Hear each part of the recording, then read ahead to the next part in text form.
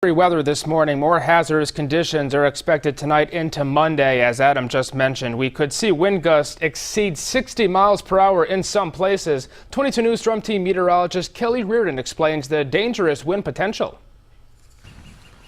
You don't want to be out there. Trust me. Strong winds on a winter day in the Pioneer Valley can make a chilly day feel brutally cold. And those are the conditions we're expecting to be dealing with as we head into Monday. Many Western Massachusetts residents look forward to those kinds of days the least, especially coming after a wet and chilly Sunday. Of course, like everybody else, freezing. You know, it's just, that's the worst weather, is being with the wet rain and the freezing winds. You know, it goes right through your body. A high wind warning is in effect across Western Massachusetts, warning of winds strong enough to down trees, tree limbs, and lead to scattered debris on roads. And that could lead to scattered power outages.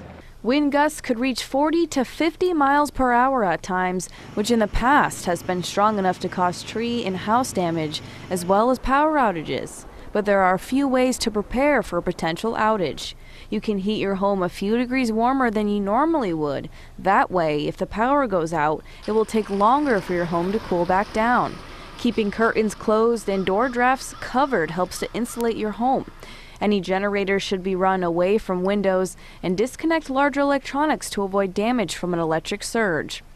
Lastly, make sure to keep plenty of water and non-perishable foods around. And of course, don't forget to check on your neighbors who may need help keeping warm.